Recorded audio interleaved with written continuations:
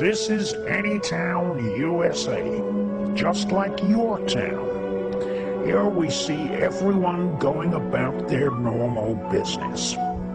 There's the Rockwell family and young Jane Rockwell.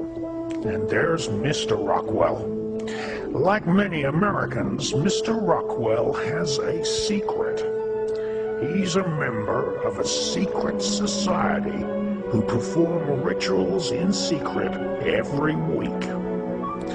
Tonight, in a city, town, or small village near you, millions of men and some women will wear uniforms with strange occult symbols on them. The meetings will be held in utter secrecy. Only those who know the correct handshake and passwords will be allowed entry to these rituals. Ancient rituals venerating the memory of King Solomon of ancient Israel will take place. Hymns will be sung, which contain the names of gods and evil demons. Medals and swords will be awarded to members who attain the rank of knight, prince, duke, or even grand dragon. This film is about the global network of people who are members of secret societies, who, either knowingly or unknowingly, are members of the Brotherhood of the Beast.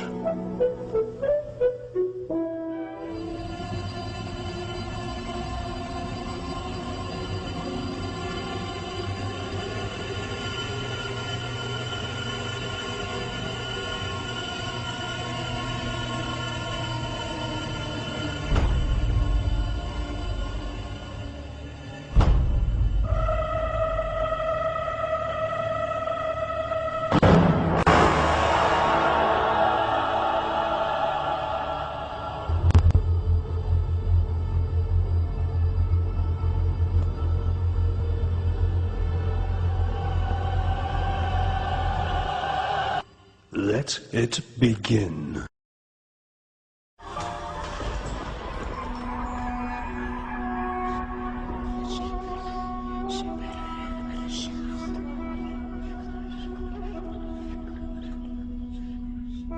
The Persian Gulf is not only rich in oil, it is also rich in ancient wisdom. Long before Muhammad and the birth of Islam, Palestine, Lebanon, Syria, Iran, and also Iraq were the home to thousands of mystery schools.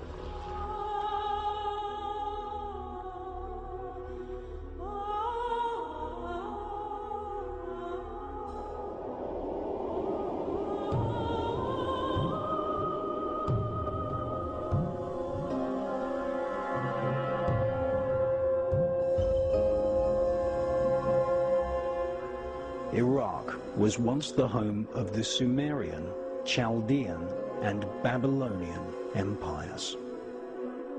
Anthropologists describe the early belief systems of Persia and Siberia as shamanism. Shamanism is the common root to all the world's greatest religions and cults.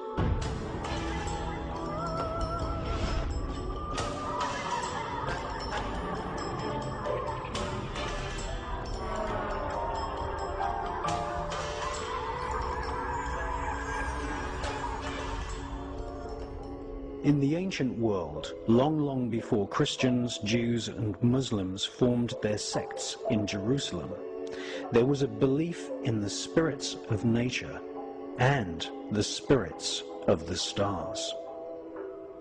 To ancient man, we were all spirits, inhabiting physical flesh and blood bodies. Not only did each man have a spirit, but all animals too.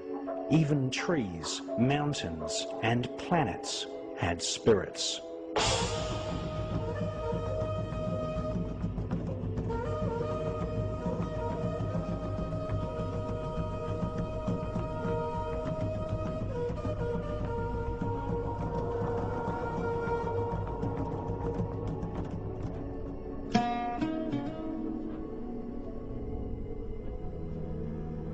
In order to see these spirits in the mind's eye, mystics the world over began experimenting with various hallucinogenic plants, roots, mushrooms, vines, and flowers. Ancient peoples believed that these hallucinogenic plants were the key to unlocking a cosmic spiritual world, to be able to see the invisible, to be able to see the astral world.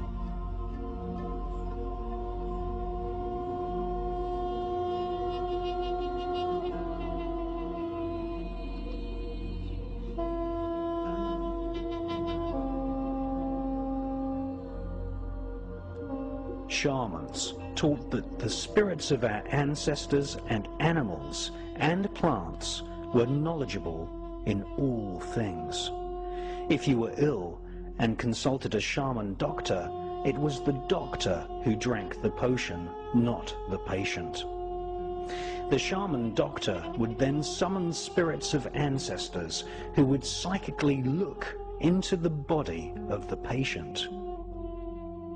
In another case, a spirit of a plant may make itself known to the shaman doctor and volunteer to be the cure. Welcome to the strange world of shamanic magic.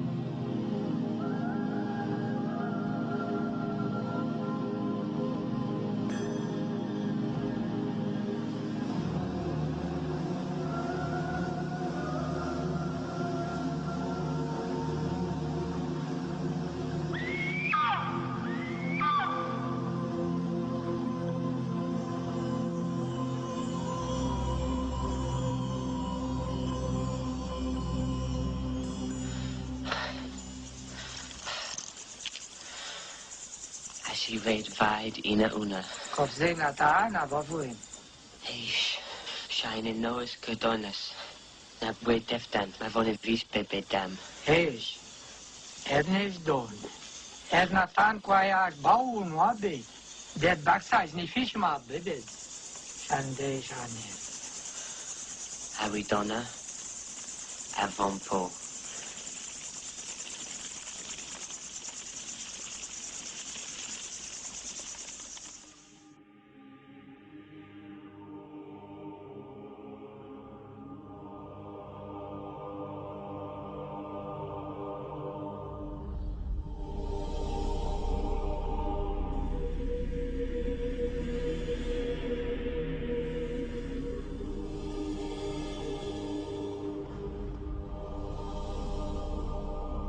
In the Persian Gulf, a particular form of shamanism developed, which was called the working of the chariot. This form of shamanism gave birth to Judaism, which was taught at mystery schools in ancient Babylon, which is today's modern-day Iraq.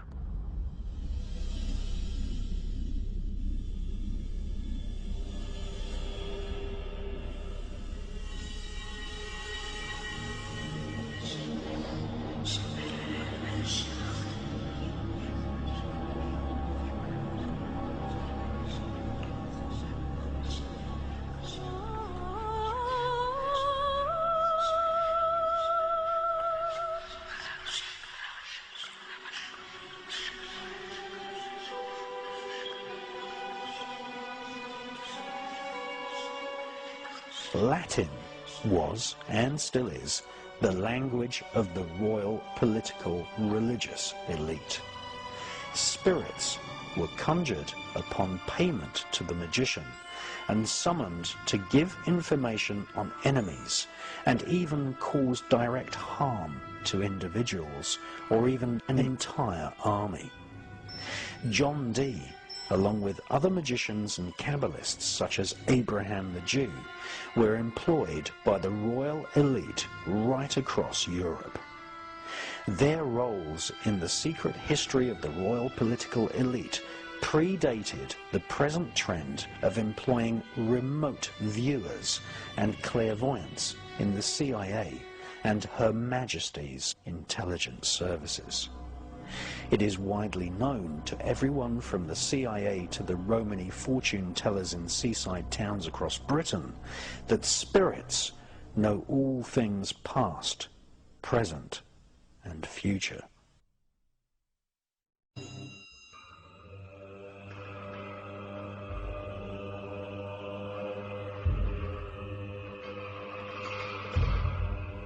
The techniques for summoning spirits include strange vocal sounds, which were often repeated, causing the magician to get out of breath and enter an altered state of consciousness.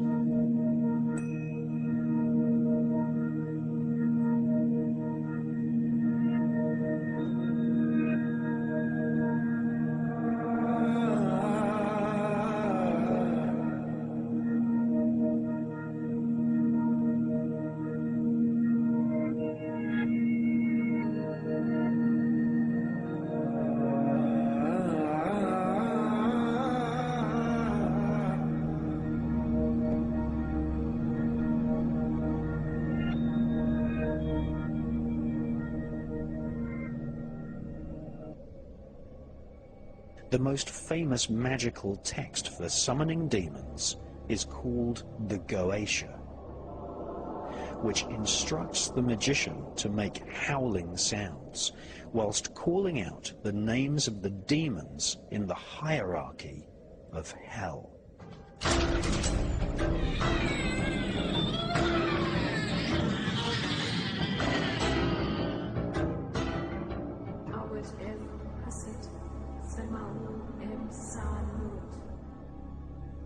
In medieval Europe, the Goetia became known as the Book of Howling. Sound is one of the most important elements in magical spells. To this day, modern science cannot explain the fact that certain melodies, harmonies, and pieces of music can excite the emotions of a person. Spirits are likewise emotionally excited with certain sounds and tend to gather into a temple or house wherever particular sounds are heard.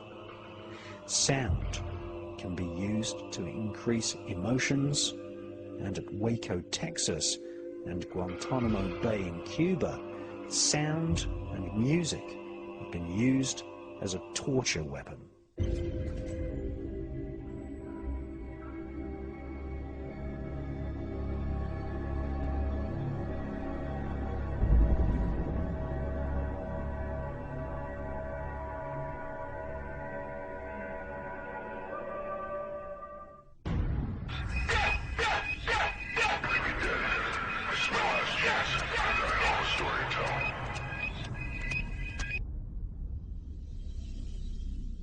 The sound most commonly used to summon spirits is the secret name of God, Yod-Ha-Vah-He, which has been incorrectly translated by Christians as Jehovah. Another, even more secret name for God is the Shem-Ham-Forash, which Moses recited in order to part the Red Sea. The full version of Shem-Ham-Forash has 72 letters, exactly the same number of evil spirits which are described in the most famous grimoire, the Goetia. Similarly, Buddhists and Hindus on the Indian subcontinent recite mantras in order to attract spirits.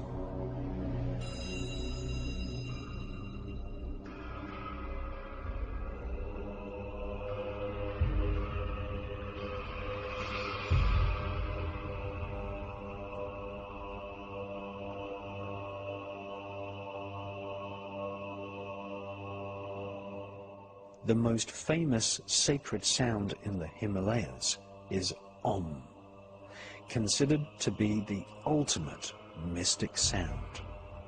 Large groups of monks gather to chant the Om, and in doing so create a psychic atmosphere in the temple, as the entire building and surrounding mountains vibrate with this ancient sound.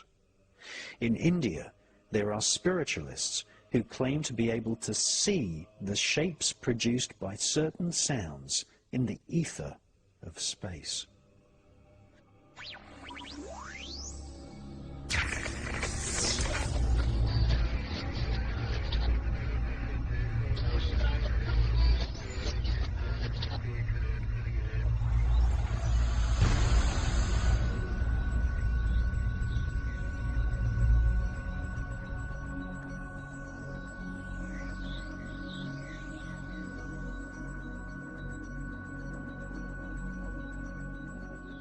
Modern science has confirmed that each planet and star broadcasts sounds in frequencies which the human ear cannot normally detect. NASA scientists have recorded the sounds of the planets. Many of these droning and humming sounds resemble the Om mantra of India and the chanting of Jewish Kabbalists.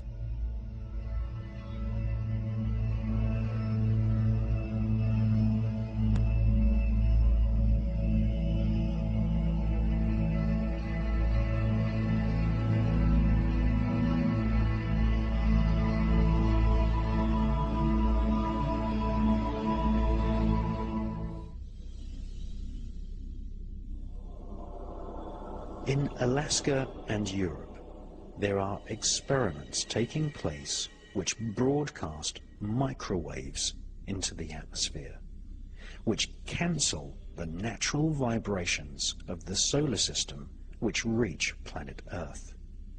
The most famous of these projects is run by British Aerospace in Alaska at the HARP research facility.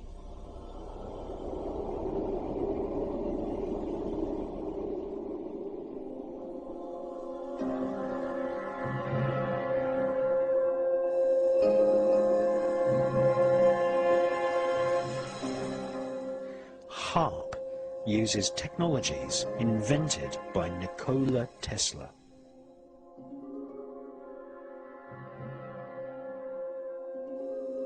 Tesla devised a transmission system which resonated the ether. Some authors claim HARP is blocking the natural vibrations and etheric energy on planet Earth and disconnecting mankind from spiritual awareness. The sounds and words used in magical spells are designed to attract specific spirits. According to British black magician Francis Barrett, who wrote a magical textbook called The Celestial Intelligencer in 1801, just repeating aloud the names of certain angels and demons was enough to make the room fill with spirits. In 1584, the magician Reginald Scott wrote his own magical grimoire text called The Discovery of Witchcraft. Reginald Scott studied one of the most famous grimoires called the Chaldean Oracles of Zoroaster, which has existed for at least 1,500 years. This ancient text contains the so-called barbarous words of evocation. These are sounds rather than identifiable words.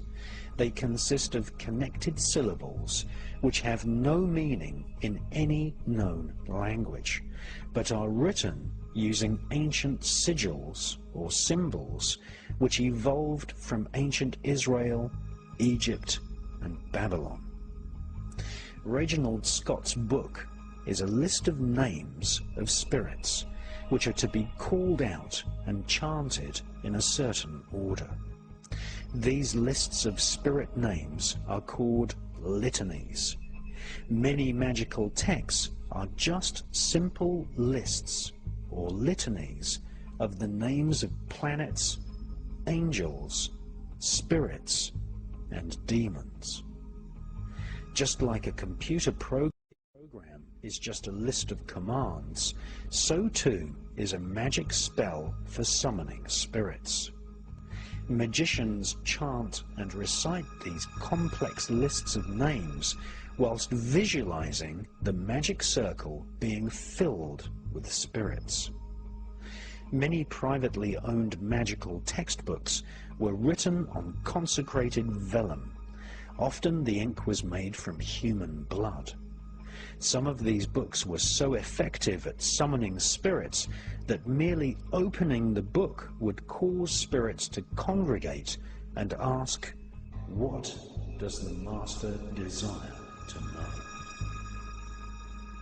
Many magicians believe that the ancient sigils and talisman designs representing the barbarous names of evocation are the actual vessels in which the spirits live.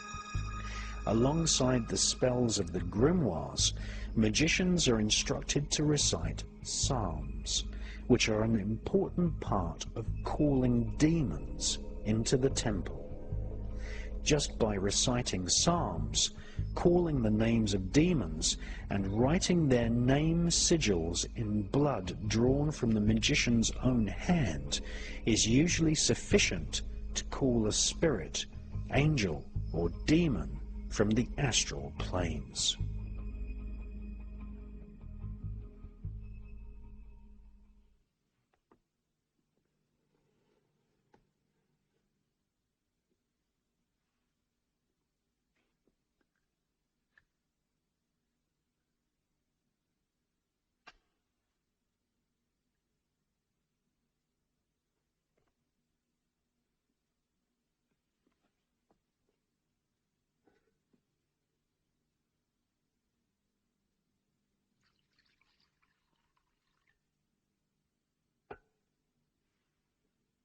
What now?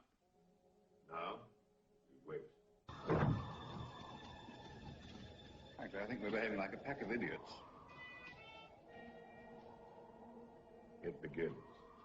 Come on. What begins? Makata is working on you because you were the weakest link. From his point of view, Richard, you are the skeptical one. He is looking for an easy way to break the circle. Come on, will you? Is there anything I could say right now that you wouldn't interpret in your own suspicious way? Richard. Superstition. Black magic. Hell, I'm going for a drink. Richard! You and I have been friends for many years, haven't we? I don't follow you. If I begged you, for the sake of that friendship, to do something for me, would you do it? You know I would. Very well. Then will you stay with me in the circle tonight? You are unafraid. I am not. It's a pretty low trick, appealing to friendship. Will you stay? What else can I do?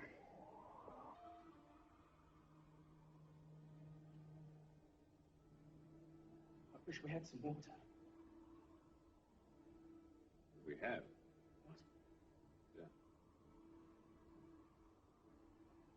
Yes.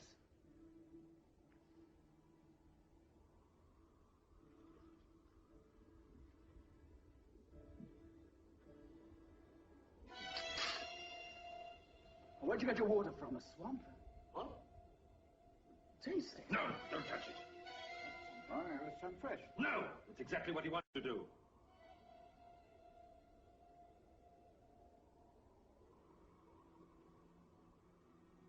What is it? I'm not certain, but... What? The lights. Well, what about the lights? They seem to be dimmer. Not? Yes. I don't know what you're...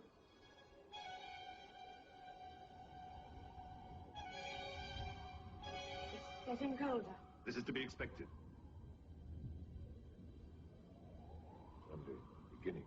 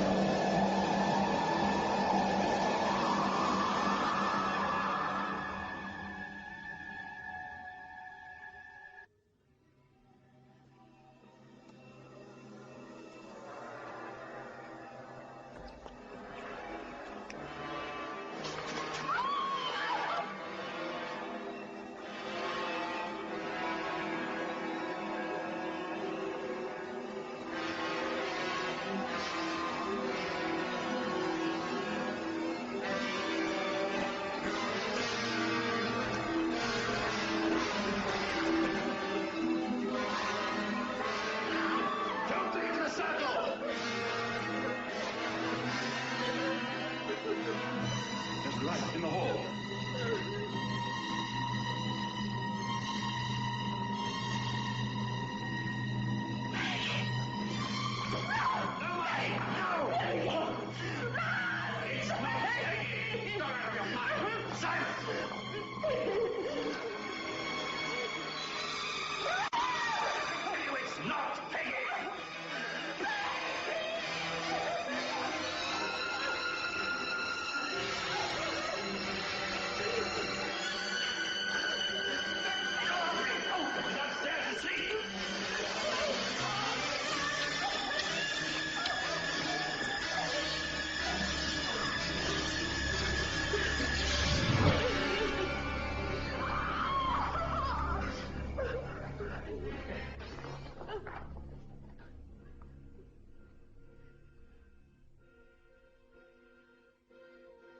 Can't we do anything but just stand here?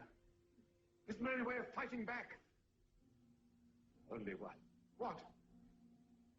The last two lines of the Susama ritual. God's sake, then what are you waiting for? I daren't use them until our very souls are in peril of destruction.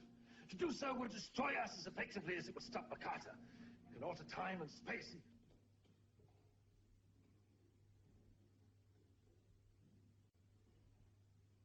What is it? You've given up trying to get Simon. He sent the angel of death himself to claim him. And us? He once breaks into the circle. If we once catch sight of his face...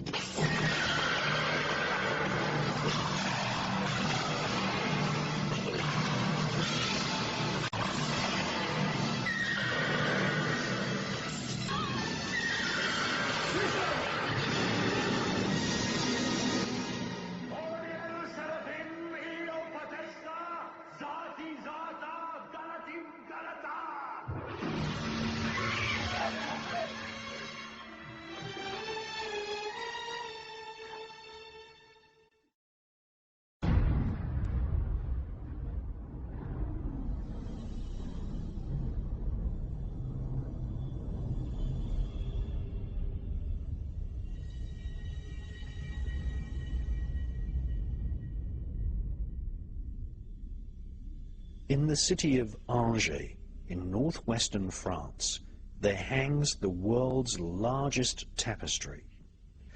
The tapestry depicts the multi-headed devil in the form of a red dragon, and many scenes which illustrate the final book of the Holy Bible.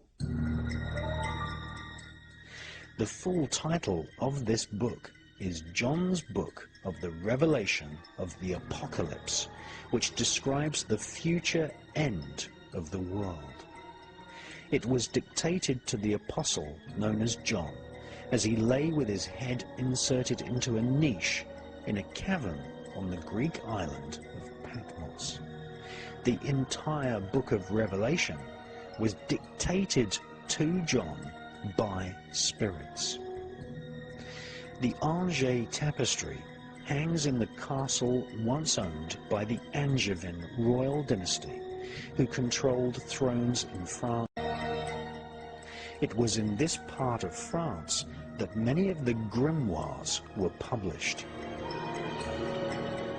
The door to Angers Cathedral features sigils found in the grimoires. Many churches and cathedrals throughout Europe and Britain are actually Kabbalistic magical temples masquerading as churches.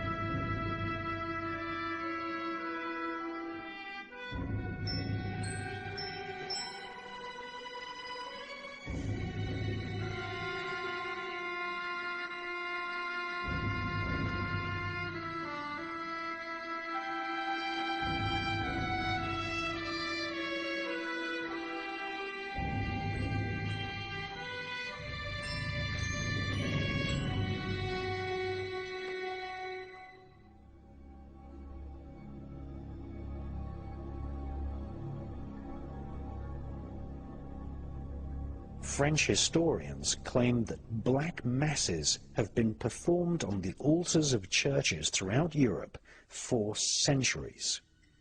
In Great Britain, many churches allow their facilities to be used by Freemasons without realizing that the psalms of Freemasonry are the exact same psalms which are chanted by magicians who wrote the magical grimoires. These psalms are fundamental to the art of summoning spirits and demons. Whilst medieval witch hunts forced herbalists into hiding from the Vatican's bloodthirsty inquisitions, the royal Angevin elite in France resided in their castles, studying the intense imagery of the Revelation, where the devil is a shape-shifting, multi-headed red dragon.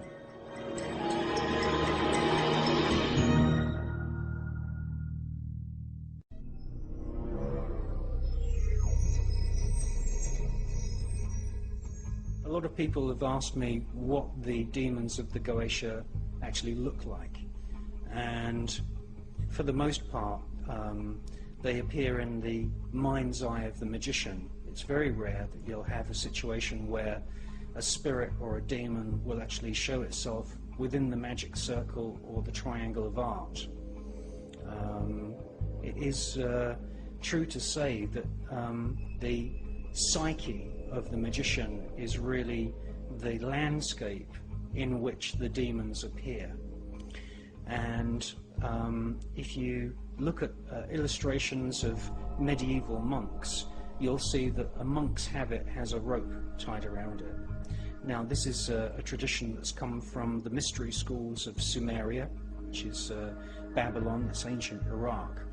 And really it's the Chaldean, Sumerian and Babylonian priests who are the experts in defining what we call high ceremonial magic. And what they used to do is they used to actually create a circle on the ground using a piece of cord. And this circle was really an extension of the aura of the magician, and it was a visual aid to the magician to say to the spirits, this is my domain, this is my aura, and this circle protects me from you. Now, at the end of every single magical ritual, you should actually give the spirits a license to depart. And the most common form of that would be to say to the spirits, leave me now. If you've given the spirits some kind of command or instruction, you say, go forth and do my will, and please leave now. That means leave the temple, leave the ritual space, and leave me alone in good peace. Now, there is always this danger that you're going to invoke or summon a spirit or a demon, and at the end of the ritual, the demon will hang around. And this is when you get spirit possession, this is when things get very, very nasty. And so what the Chaldean, Babylonian magicians used to do is they used to pick up the cord that was used to make the protective magic circle on the ground, and for extra protection for the days after the ritual had ended, they used to wrap the cord around their waists.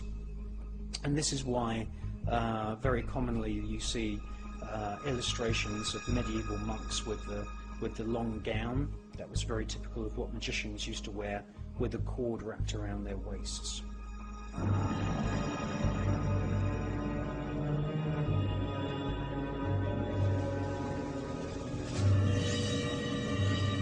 Iraq, for many centuries, was the center of magical tradition in the Persian Gulf.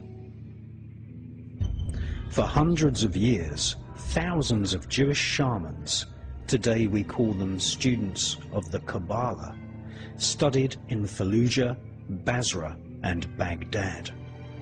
In the 1950s, after the formation of the State of Israel, more than 120,000 Jews emigrated from Iraq.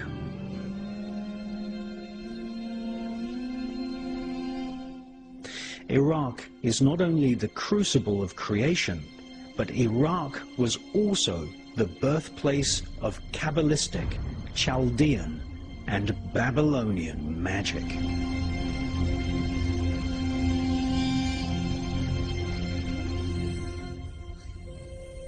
The secret teachings of the mystery schools of Baghdad eventually spread to Egypt, where centuries later the royal pharaohs would use dark mirrors to contact spirits. Iraq is now one of the Persian Gulf states, but in ancient times Iraq was known as the Kingdom of Babylon. The name Babylon means the gate of the gods. In ancient Baghdad, there once stood giant statues of bulls with human heads. This was the famous Babylon Gate, which today, like so many treasures from this ancient land, is now on display thousands of miles away in the British Museum.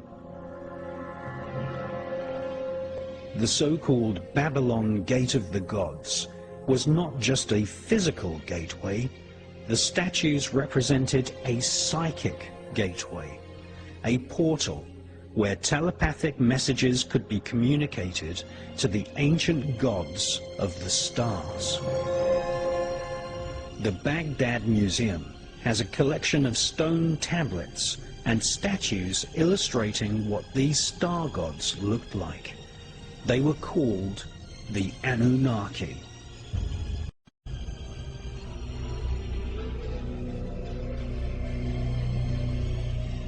Just recently, thousands of ancient artifacts were looted from the Baghdad Museum, and some of these artifacts, many of them portraying the Anunnaki star gods, have been handed into the authorities, having been dumped on roadsides in the USA.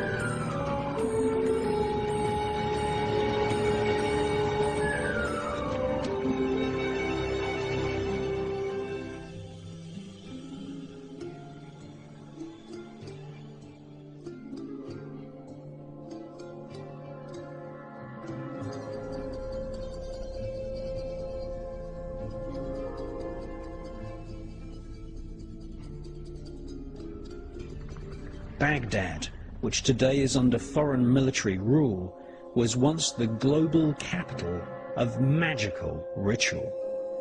Thus, we see in the many museums recently looted in Iraq ancient manuscripts and stone tablets which explain a technique for drawing on the ground a magic circle. This circle was considered by the magicians of ancient Iraq to be a physical representation of the aura of the human spirit. Around the circle, the Babylonian mystics would write the names of spirits which guard the 4 cardinal points of the universe. The mystic would then inscribe in the air a pentagram and stab this imaginary pentagram with a magical sword, banishing any unwanted spirits from the temple. Bait, in the form of little gifts or offerings, would be laid out on a table inside the circle, and the name of the spirit which the mystic wanted to converse with would be chanted. A piece of polished metal or glass was used to see or scry the faces of spirits. This became known as the dark mirror, and it became widely used by magicians working for the Egyptian royals, by the Oracle of Tibet, and also used to divine the most appropriate date for the coronation of Elizabeth I by her royal astrologer, Dr. John Dee. John Dee's dark mirror was recently on display at the Science Museum in London.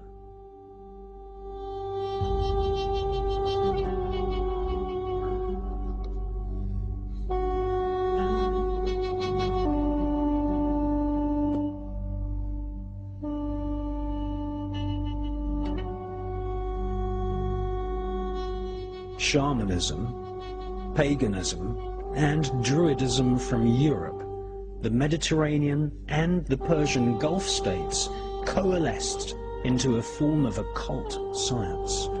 The formulation of magical spells became popular in the Greek islands, where mystery schools dedicated to hallucinogenic plants flourished for thousands of years before the birth of Christ.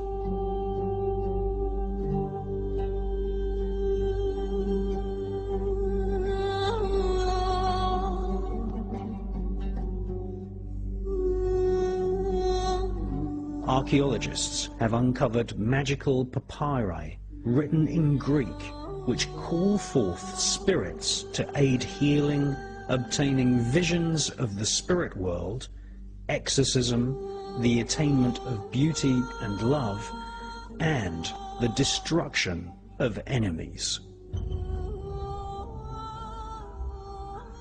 These Greek magical spells influenced magical tradition across the Holy Lands and later influenced magical texts published in medieval Europe. The names of the spirits invoked in these magical ceremonies had to be called out accurately, with the correct pronunciation, in order to summon the correct spirit. In other words, the magician had to be good at grammar. And these European magical spells became known as grimoires, which is an old French term for grammar. If you invoked the wrong name, then you would end up invoking perhaps an astral corpse or an imposter spirit.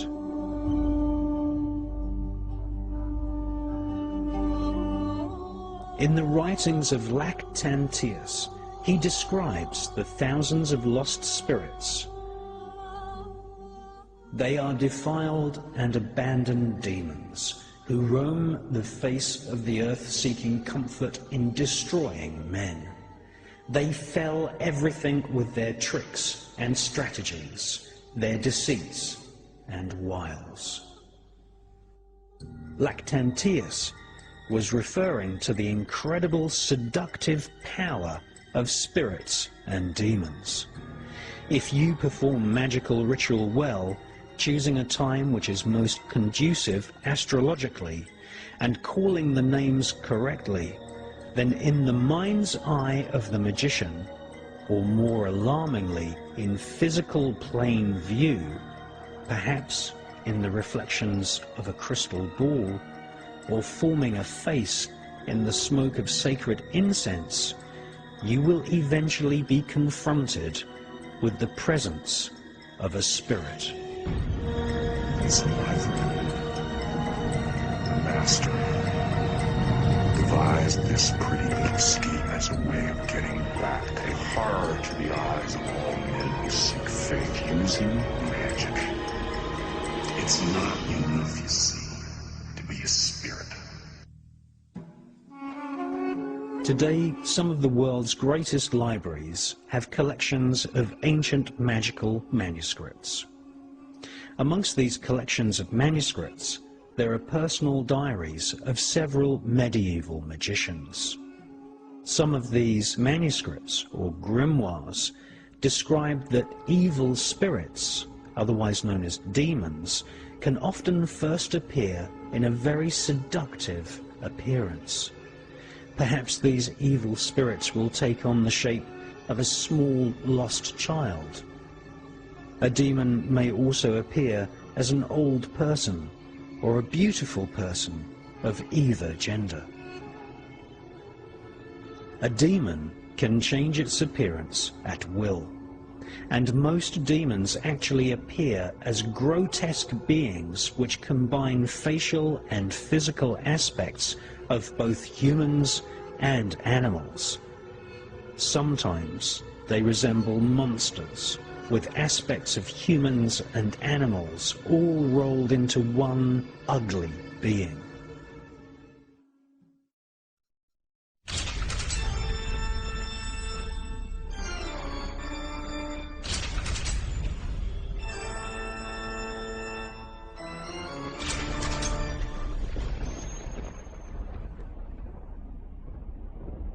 If you want to see what the demons look like, then you only have to visit any of the cathedrals and churches built by the Knights Templar.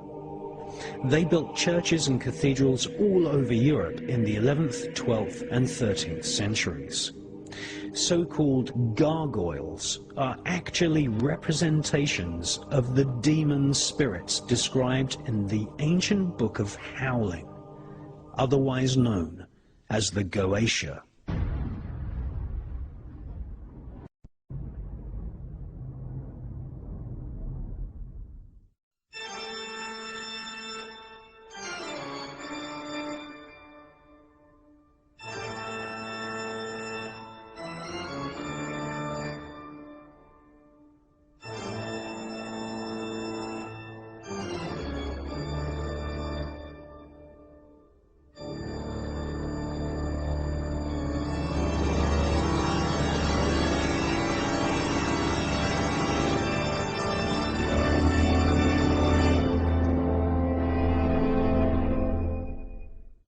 So what we're doing is we're secretly filming, well, sort of fairly secretly filming. They won't allow me to film in here properly. They keep harassing me every time I bring a camera in here.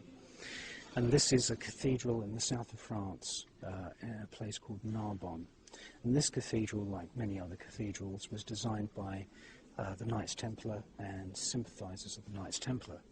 Now we know through the confessions of the Knights Templar that they were involved in black magic, and they had idols called Baphomets, and you know, really the big joke about these cathedrals is that people pay thousands of pounds to come on pilgrimages, say from Germany or Yugoslavia or somewhere, and they pay thousands of pounds for a pilgrimage to these cathedrals in the south of France, and people think they're going to have a wonderful Christian spiritual holiday. Well, that's far from the truth. The truth of the matter is that this is a Kabbalistic temple, and it contains carvings of most of the demons that you find in ancient magical scriptures, such as the Ars Goetia, the Testament of Solomon, the Clavicule of Solomon, and many of the other magical texts that have made their way into Europe from ancient Babylon, ancient Chaldea, which is a province of Babylon, and from Sumeria as well. Now, the people that run this cathedral are just basically just scamming people, because there's nothing Christian here at all. You're even hard pushed to find a crucifix, a proper crucifix that's got an image of Jesus. Well, these are few and far between in this place. There's no blueprints of this cathedral in existence whatsoever. That's nothing unusual. The blueprints were usually sketched into plates of wet wax or wet clay, and then they were destroyed after the cathedrals were built. And basically this is a place which is full of carvings of devils and demons and all of the kinds of bad spirits that you find in these magical texts. And behind me you can see a very, very typical example. Now, about 3.5 years ago, this altar was uncovered. And it's full of demons, and it's full of devils, and it's full of devils eating people and all this kind of thing. And I filmed it a year ago, and unfortunately a couple of the curators saw me filming it, and they really didn't like me filming it. Now, in the year that's passed since I was here last time researching this particular cathedral, what they've gone and done is they've gone and bleached all of these demonic and devil figures, because when I was here a year ago, they were painted in very gaudy oranges and yellows and blacks and reds and this kind of thing, and it really did look completely satanic and completely demonic.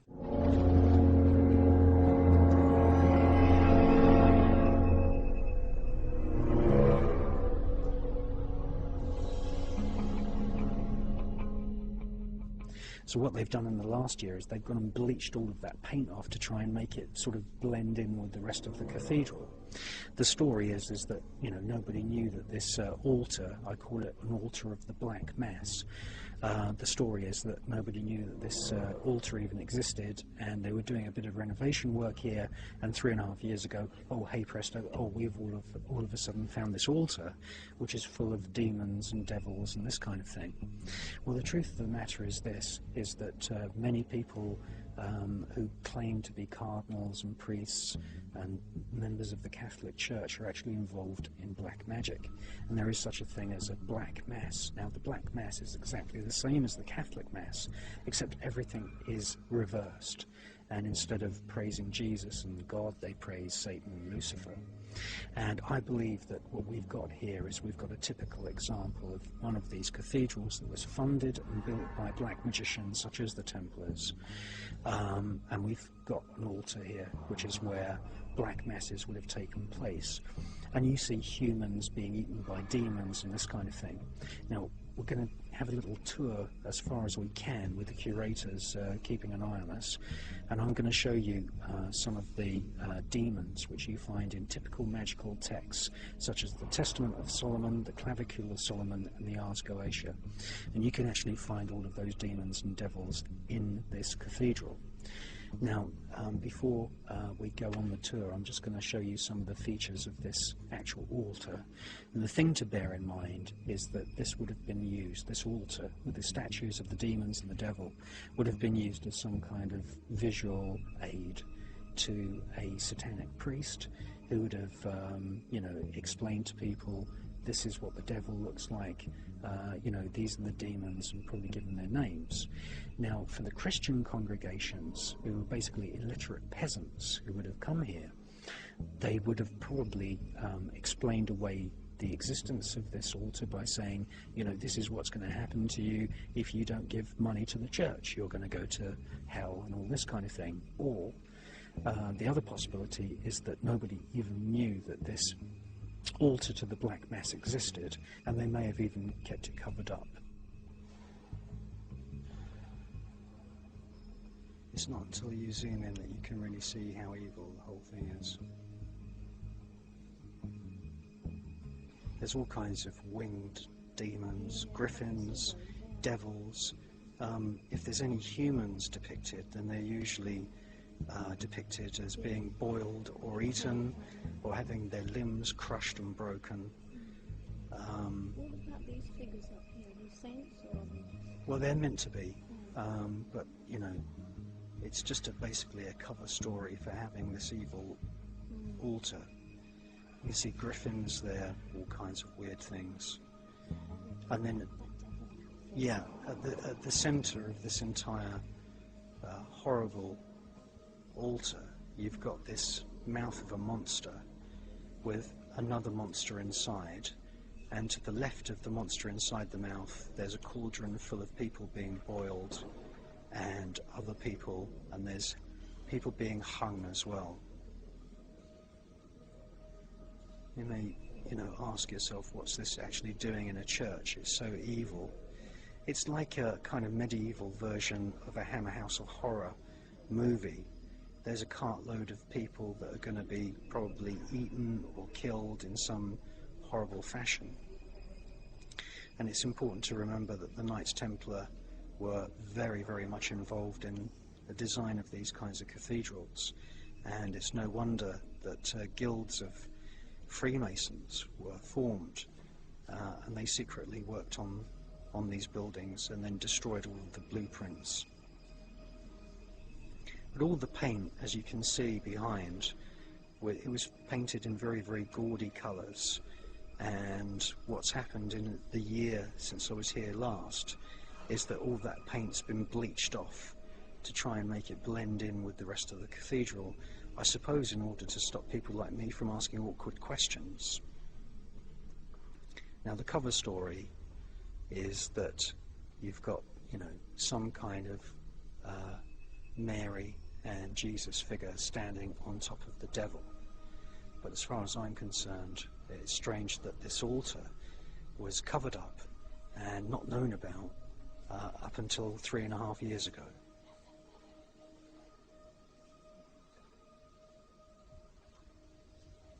All this says, there's no information about why there's devils here and this kind of thing. It just says that every Saturday you can come and sit in front of these demonic figures and these demonic statues, and you can make cross signs over your forehead and your chest, and you can think that you're sitting inside a Christian church. Well, nothing could be further from the truth.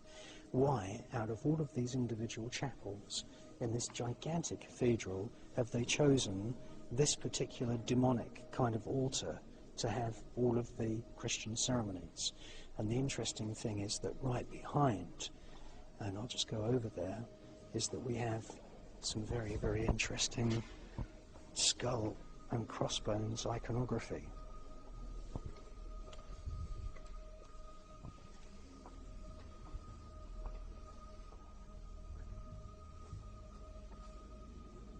I don't think that's very Christian at all. The expressions on these monks, if indeed they are monks, I believe that they could be Knights Templar. As you can see, their expressions are very, very strange. They're passing on some kind of information to each other, or they're being given information, and the information they're being given is not to their liking. And there's some more of them here. These are very, very sort of demonic, nasty looking kind of monk figures. They don't look happy at all.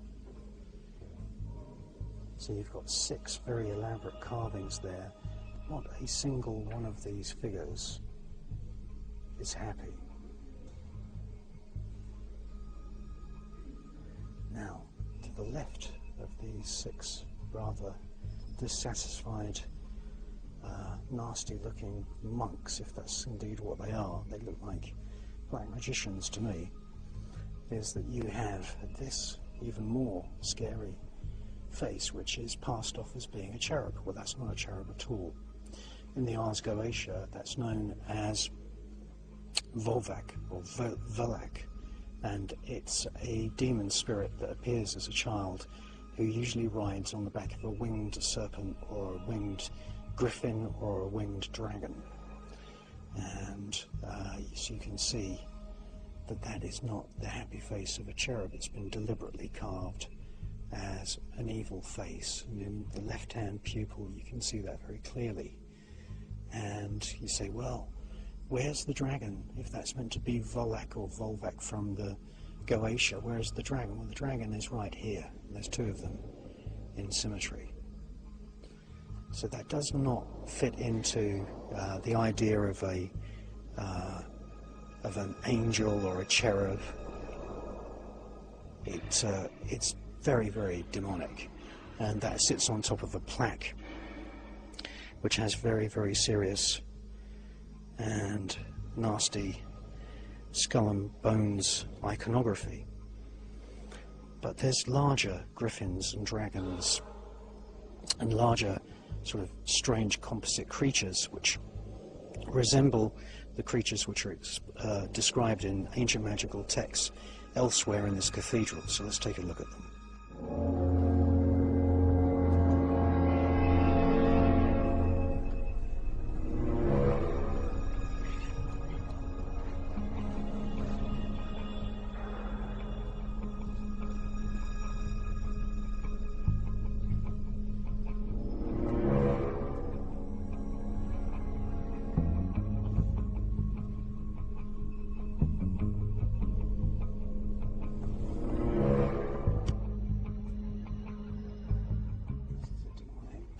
Creature which is described in the Goetia. The feet of some character is meant to be some pious contributor to the church, and the curators really don't like me pointing out this kind of thing, but that's obviously not a dog, it's some demonic creature. It's very, very typical of the kinds of things that you see described in the Ars Goetia. Again, this is another example of the kinds of demonic things that slipped in and unnoticed in all of these so-called Christian places. There's a kind of decapitated head. It's a deformed, strange head in one of these tapestries. Of course, that goes completely unnoticed by most people that come here.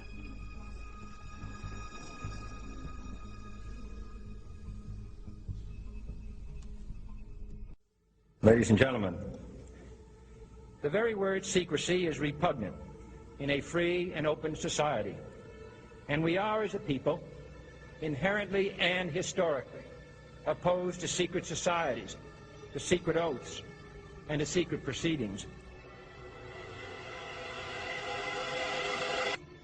JFK was the last truly popular president of the United States of America. Assassination is used to adjust the outcomes of elections.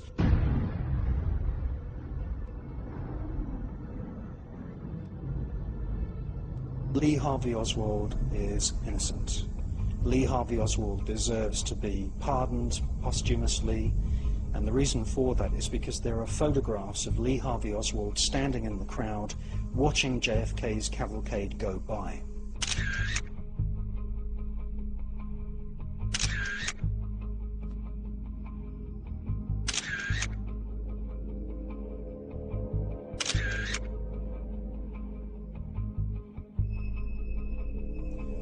Because of these photos, it is obvious that Lee Harvey Oswald was framed.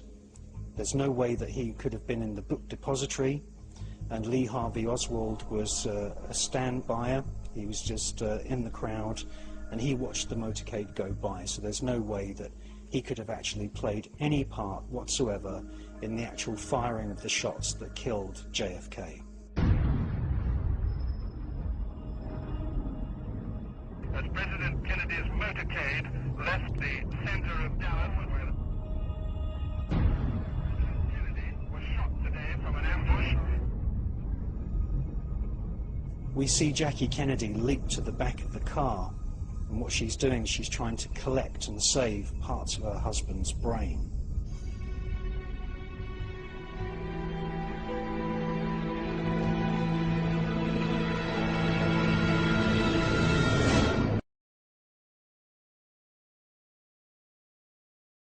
The bullets came from at least 2 different directions, and analysis of the famous footage filmed by Mr. Zapruder actually shows the trails, the condensation trails of at least one of the bullets. And the bullets came in from 2 different angles, which means that there must have been a minimum of 2 assassins.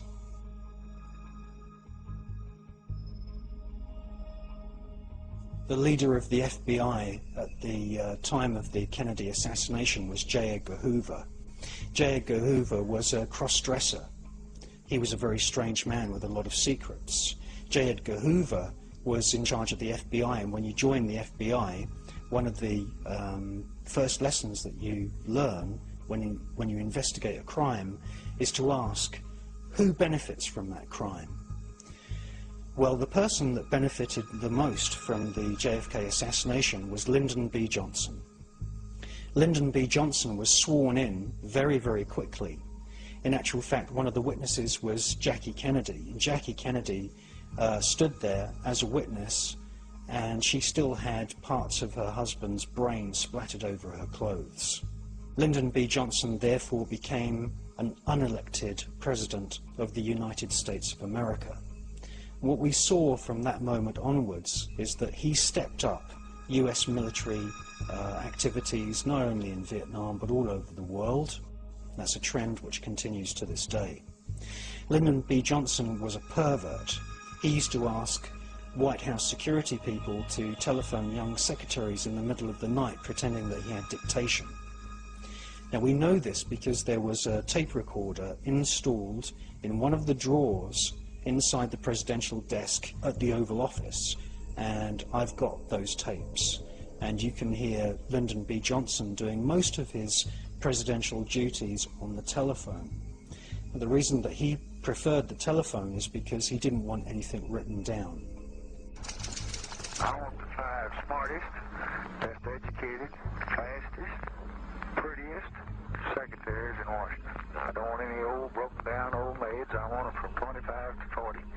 I want them that can work Saturday and Sunday.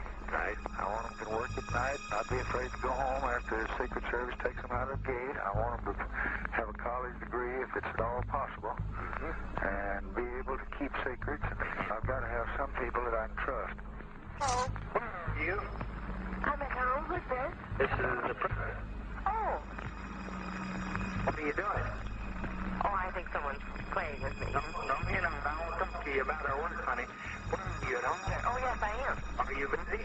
No, I'm not. Can you come down here immediately? Oh, I'll be glad to. Come down. I've got Jack Valenti here, and we want to talk to you about a little reassignment. Garage was waiting. This is Jack Valenti speaking. Yes, sir. Would you send a car to pick up Miss Whittington? Miss Whittington? Yes. Yes, sir. Thank you very much. All right.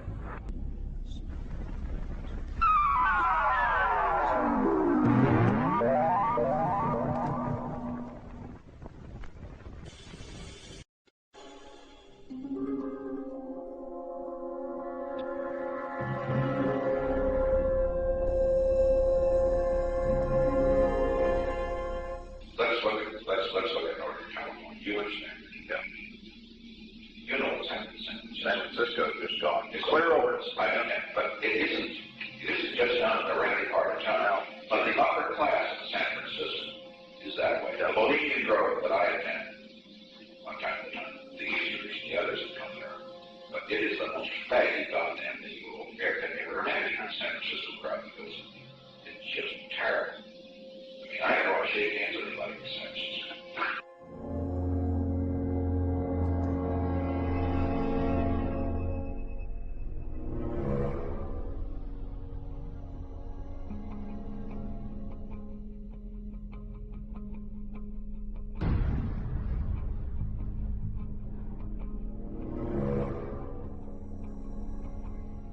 Now, lots of people have seen documentaries made by a Christian chap in America called Alex Jones, and Alex has been quite courageous, and he's just literally walked into this place in Northern California. It's called Bohemian Grove, and it's a private estate which is actually run by the Bohemian Club, which has been established for a very, very long time in San Francisco. That's where their headquarters are. And it's a bit of a strange place. They invite people like the former Prime Minister of Britain, John Major, the Grey Man, to give lakeside talks and speeches, and they've had, you know, former chancellors of Germany, and they have the bosses of Fortune 500 corporations giving speeches, and there's even been the odd speech by astronauts. Now, that doesn't sound too strange until you then realize that these speeches are by the side of a lake, and on the other side of the lake there is this stone, cement and metal, and I think parts of it are made out of fiberglass, statue of an owl. Now, the owl has been used as a symbol in the past by, say for example, the Bavarian Illuminati, and it's also been used by other covens and other sort of esoteric and occult groups throughout history. And when you joined the Bavarian Illuminati, you were actually put into a school with other people that had just joined. And the pupils, the new adepts, the novices, they were called Minervals.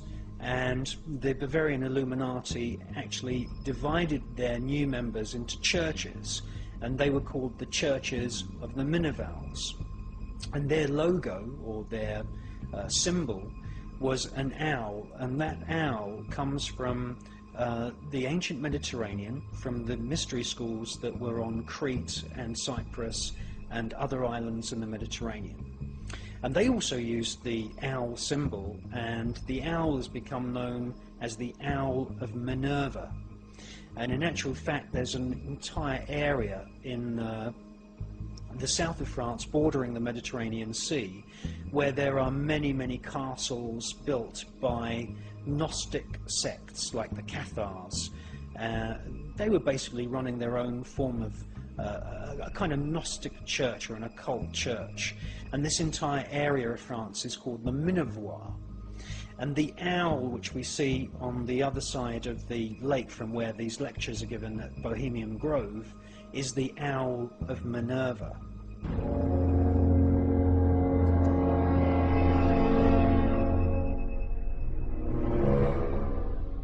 There is a small altar at the base of the owl, and on that altar we see an ever-burning flame, an everlasting flame. And that flame is coming from an Aladdin's lamp. And that is not Aladdin's lamp from the fairy tale.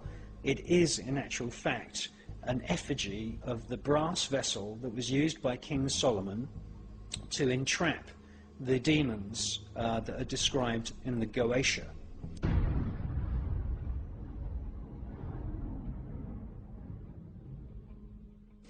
Now, where else do we see a cult using this Aladdin's lamp? Well, we see it at Yale University.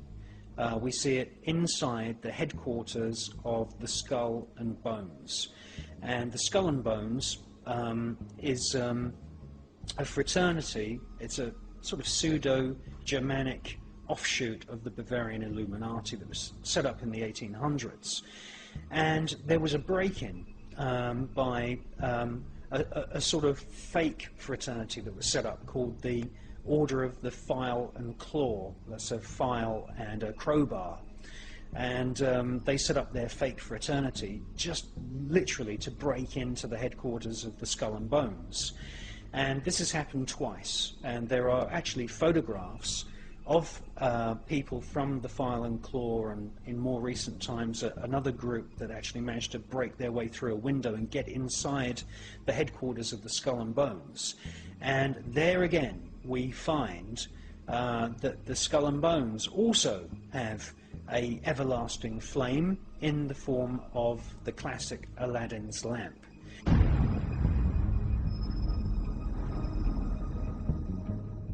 And these are signs that we are dealing with fraternities, covens, occult groups who very, very much understand the significance of the Goetia, and they very, very much understand the power of these demons.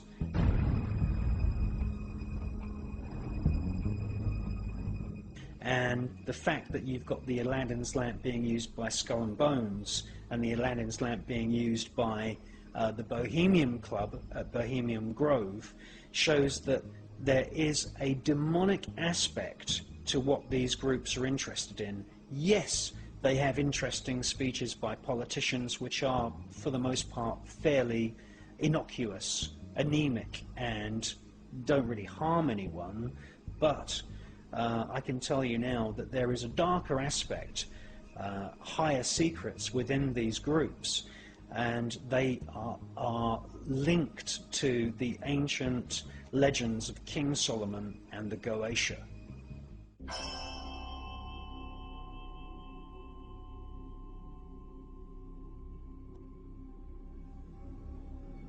At Yale University, home to the secret society known as the Skull and Bones, which has initiated several vice presidents, senators, and presidents, there is an ancient manuscript written completely in cipher. This manuscript has never been publicly translated. It was acquired by Yale from a book trader called Wilfred Voynich, and has become known as the Voynich manuscript.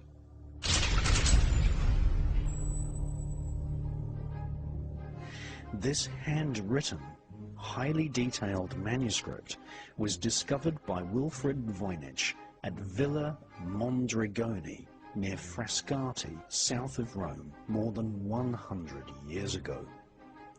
Villa Mondragone means the house of the world of dragons.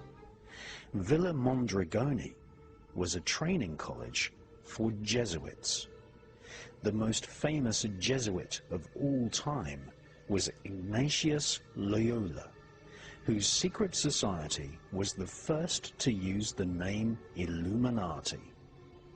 The secret discipline of the Jesuit secret societies inspired Heinrich Himmler to form his own SS, Cult of the Black Sun.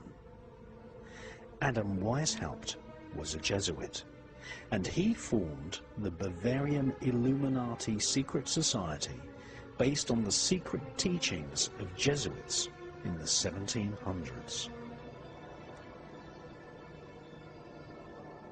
Like many buildings owned by secret societies and institutions of the royal political elite, Villa Mondragone has a garden filled with statues of reptilian creatures. Villa Mondragone was recently filmed by the BBC for a documentary about the Voynich manuscript.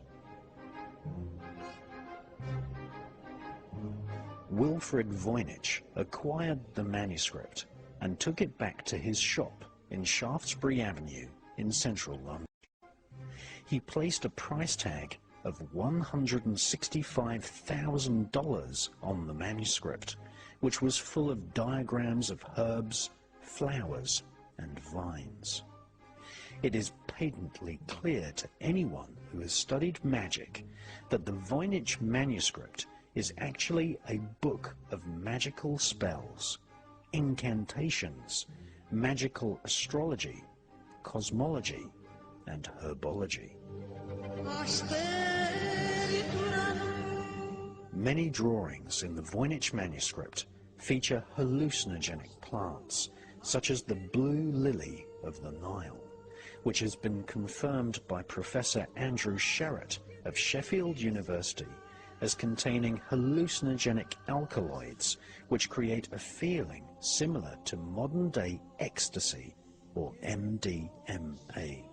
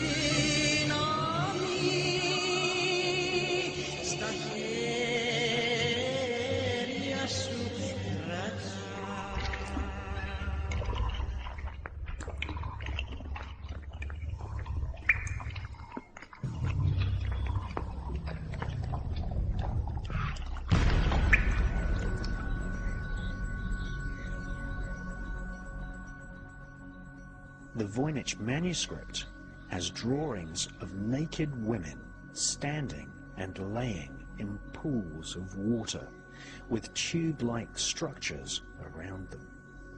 These women are more than likely oracles, laying and standing in pools in underground caverns.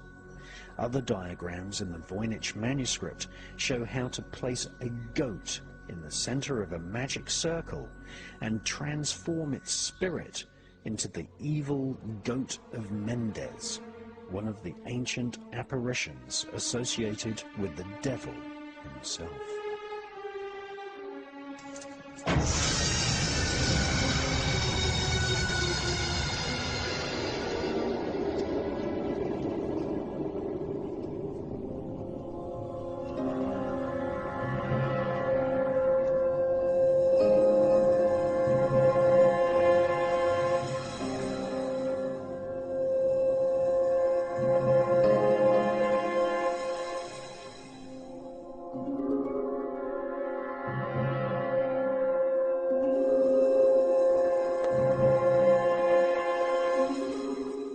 The Voynich manuscript is a magical textbook with drawings of hallucinogenic plants and tube or trumpet-shaped apparatus.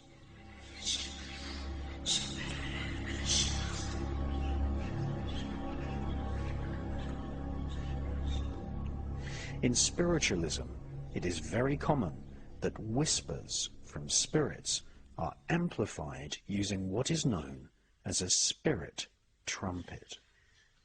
At various underground oracle temples, crowds would sit around openings carved into the rock and listen to the amplified whispers of the oracle sitting deep within the temple.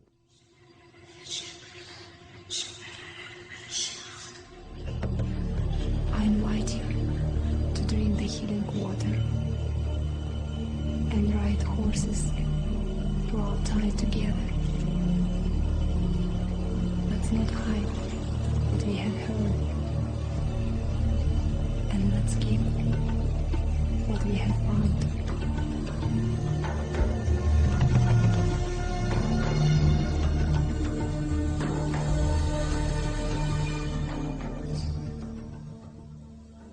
The Voynich manuscript is written entirely in cipher, and there are only 3 manuscripts written entirely in code prior to the year 1500. The Voynich manuscript is one of them.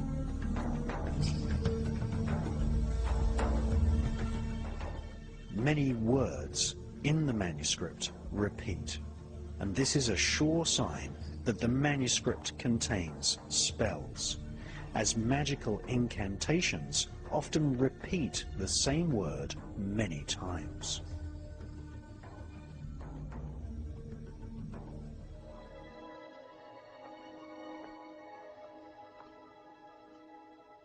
Peggy, get up.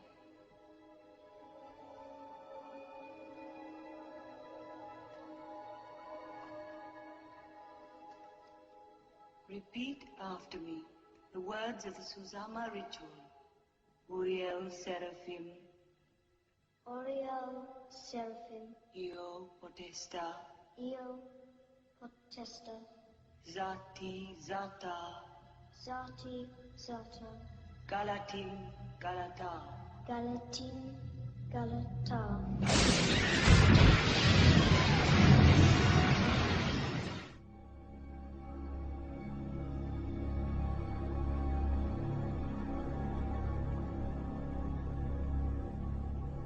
At the corner of each page of the Voynich manuscript, page numbers have been added, and the handwriting has been matched to that of Elizabethan magician Dr. John Dee and psychic medium Edward Kelly. The Voynich manuscript is perhaps the most important magical text of its age, dating from before the 15th century. It is now in the custody of the Voynich Library at Yale University, who strictly forbid public access to the Voynich manuscript. When the BBC recently made a program and radio show about the manuscript, they were prevented from removing the manuscript from the room, and the curator refused to utter even a single word.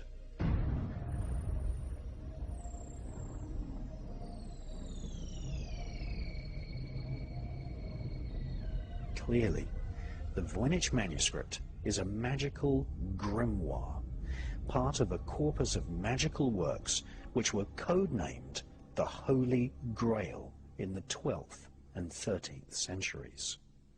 According to a letter found inside the Voynich manuscript, it had previously been owned by Emperor Rudolf in Prague, who had employed Dr. John Dee and Edward Kelly to conjure spirits for the royal political elite.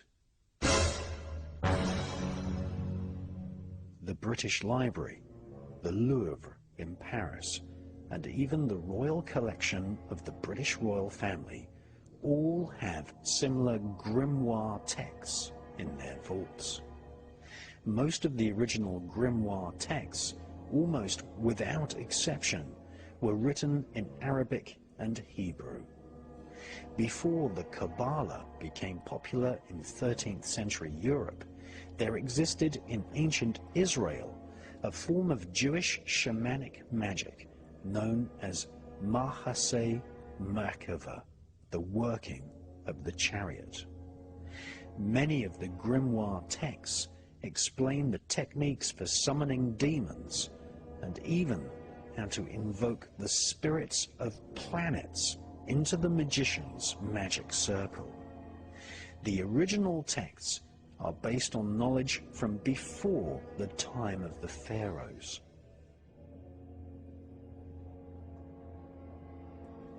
The Catholic Church formed the Inquisitions in order to control the distribution of this occult knowledge. In Umberto Eco's book, The Name of the Rose, he tells of how medieval monks poisoned each other in order to keep certain ancient texts secret.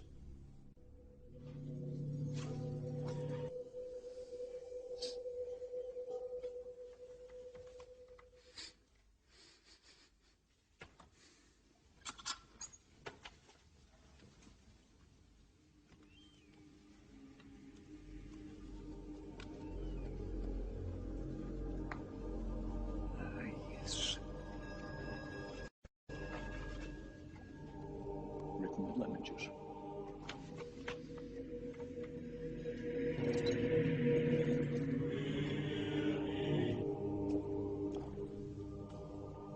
Someone was at great pains to conceal the secret of the first magnitude.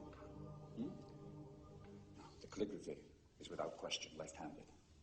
And the only left-handed member of your community is, or rather was, Brother Berenger, the assistant librarian.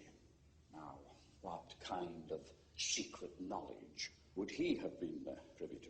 I have the feeling that you're about to tell me. Books, restricted books, spiritually dangerous books. Most of the well-known grimoires are said to have been written, or at least commissioned, by King Solomon of Israel.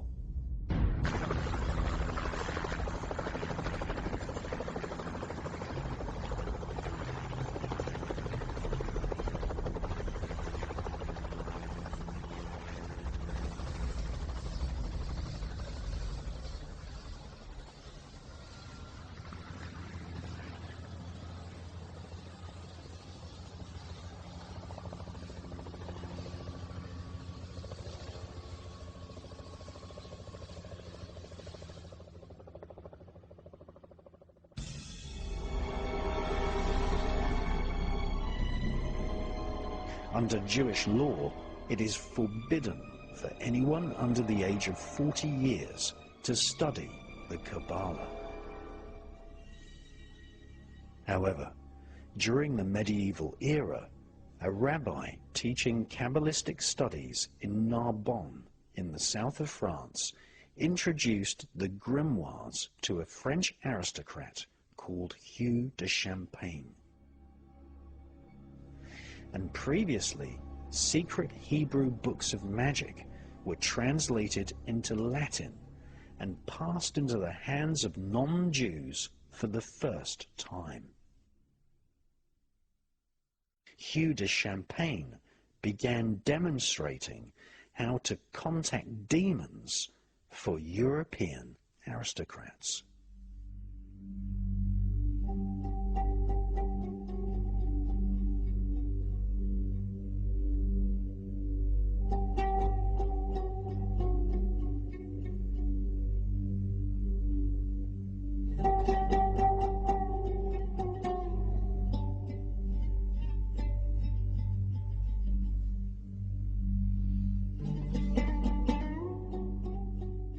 Rumors of occult rituals at the heart of the European aristocracy spread far and wide, and so romantic novels were distributed which confused public knowledge, blurring fact with fiction.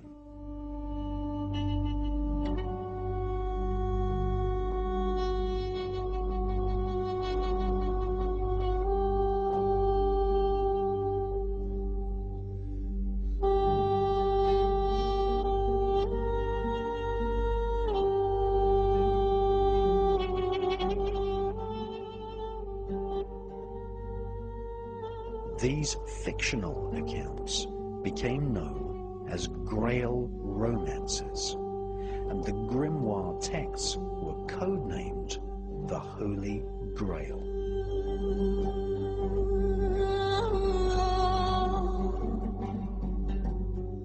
Many of the original grimoires were written on papyrus with a quill feather pen which had been plucked from a cockerel which had been sacrificed at dawn. The ink was often made from red wine, which had been consecrated at a special ceremony.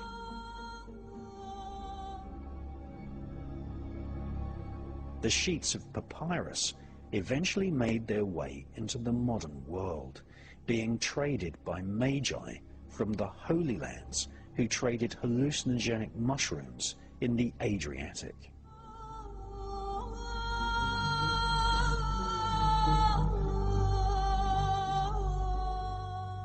These ancient magical texts contained astrological star maps of the heavens, described the characteristics of the stars and planets, and contained exact instructions on how to summon a spirit, angel, or demon.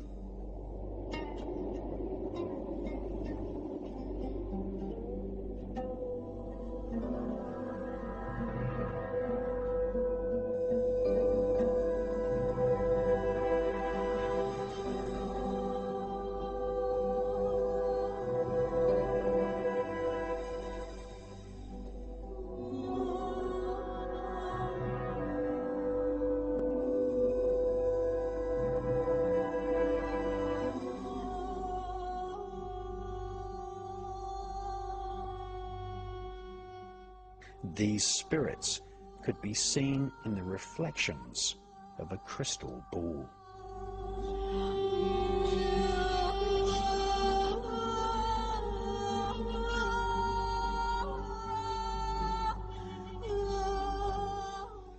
When the tomb of French King Childeric was uncovered in 1653, a crystal ball was found inside, along with several dozen golden models of honeybees. Napoleon Bonaparte had these golden bees stitched onto his coronation robe. Still, to this day, the bee and the beehive are symbols of the Illuminati global network of secret societies. Once translated into Greek and Latin, these magical papyrus were bound into books and became known as the grimoires.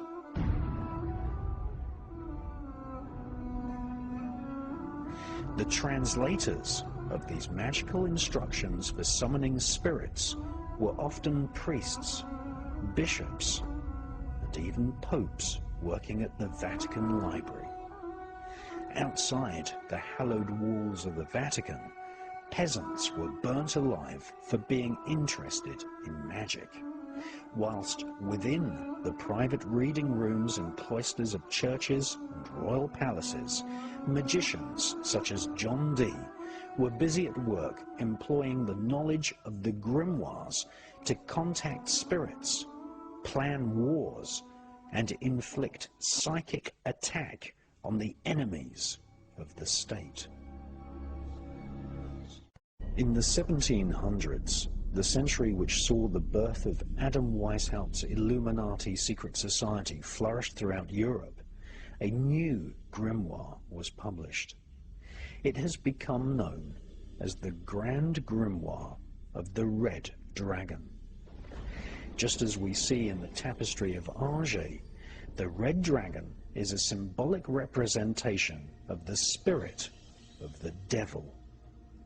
First written by Antony, the Jewish rabbi of Venice, the Grand Grimoire of the Red Dragon is a book of black arts, which is a synthesis of previously oral, very secret teachings handed down from one rabbi to the other.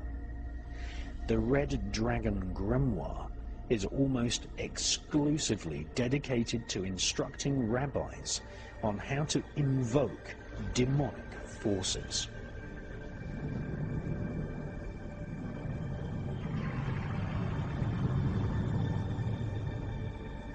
Rabbi Antonio de Veneziana claims the book was originally written by King Solomon, who is also credited with having written the Goetia, which describes how to summon any one or all of 72 demons in the hierarchy of hell. The Grimoire of the Red Dragon gives distinct instructions on how to make a pact with Satan. The text shows rabbis how to summon the spirit of a demonic spirit called Lucifuge Rufacal, who is none other than the Prime Minister of Hell. Hayat Nevet, Hanemet Nevet, Jedefowet F, Awet F, Aset, Semawu M. Sanut.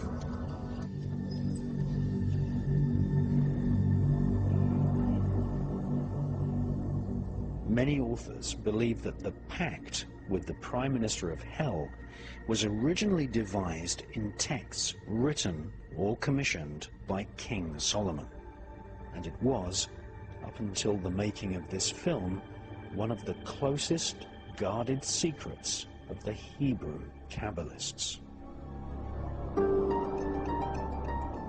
During the 1700s, the Grimoire of the Red Dragon was avidly read by the elite of Europe and the Americas.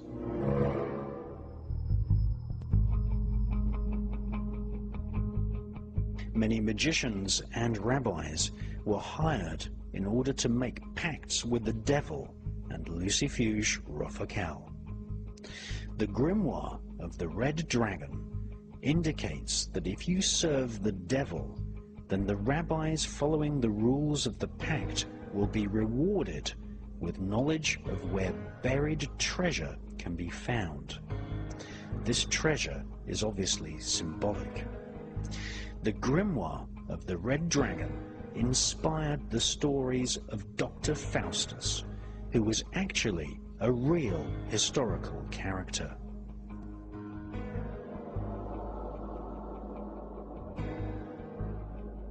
Dr. Faustus was a pedophile magician who used children in black magic sex rituals. Dr. Faustus had patrons amongst the royalty and nobility of Europe.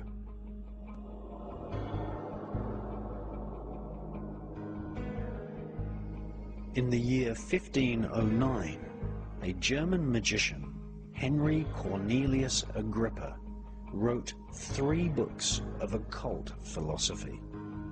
He explains the importance of interacting with the spirit of the earth. He explores the techniques of the Kabbalah, sacred geometry, spirit divination, and then describes how to have psychic, telepathic conversations with angels.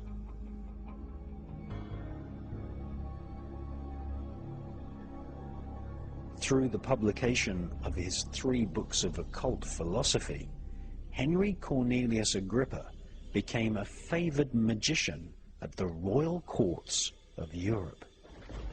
In his writings, Agrippa summarizes his duties to the royal elite of Europe when he wrote, "My task is to summon spirits who will defend kingdoms, discover the secret knowledge of men, to increase riches, to foretell future events, and to see and know things done in many miles off."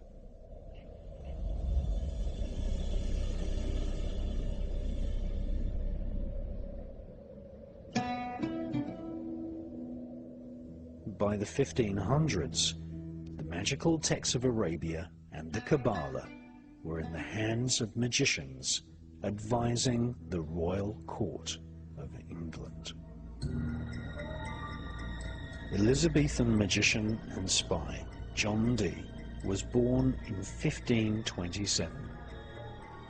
John Dee wrote many diaries listing the rituals and ceremonies which he performed in order to have conversations with angels and demons.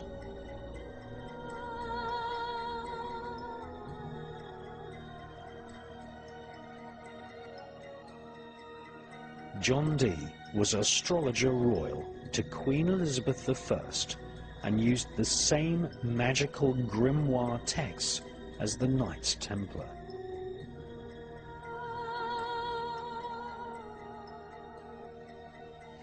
Dee kept a giant library of occult books which originated in ancient Babylon and Egypt. Between 1581 and 1583, John Dee wrote 5 books of mysteries. These are now preserved at the British Museum. John Dee's mystery books are concerned with a special system of magic known as heptarchia, and how to contact the 7 archangels who stand before the throne of God. Each archangel is actually one of the 7 known planets, with each planetary angelic spirit having its own 7 subdivisions.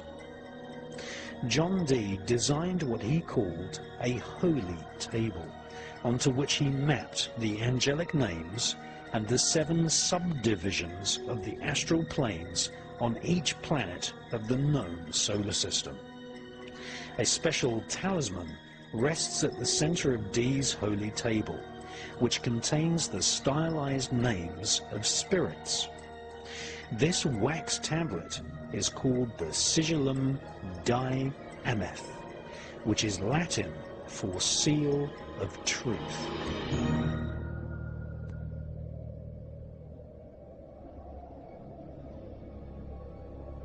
Upon the wax sigil tablet, Dee placed a glass prism or crystal ball so that visions of the angelic planetary spirits could actually be seen.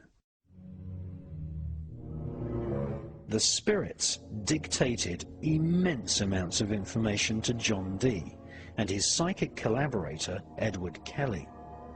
Edward Kelly was a psychic medium, and the two of them engaged in reanimating dead corpses, a form of magic known as necromancy, and they attempted to transmute metals into gold, an ancient magical art called alchemy.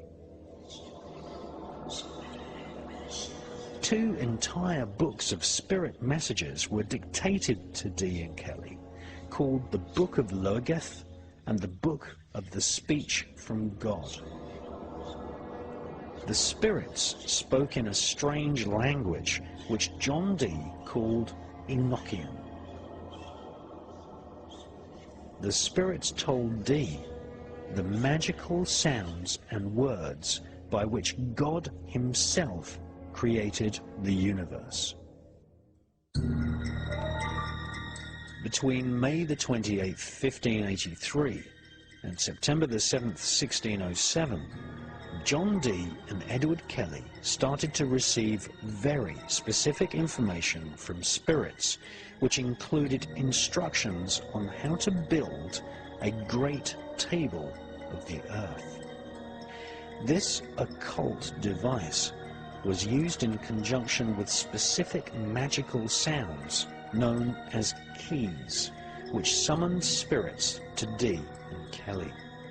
The spirits explained that planet Earth was divided into 48 regions, and each region was governed by a planetary spirit.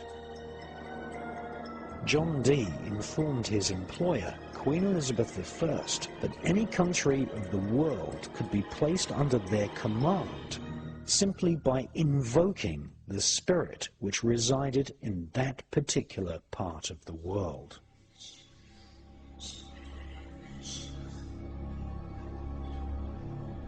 The royal political elite, such as Emperor Rudolph and Elizabeth I, employed John Dee to summon the spirits.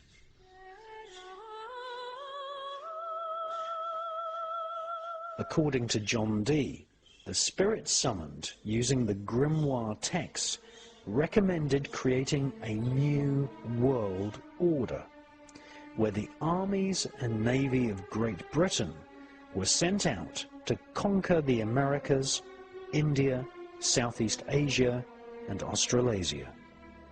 It is true to say that the global superstate now planned by the United Nations, European Union government, otherwise known as the New World Order, is a plan which was inspired by demons and spirits originally conjured in the Elizabethan era by Dr. John Dee.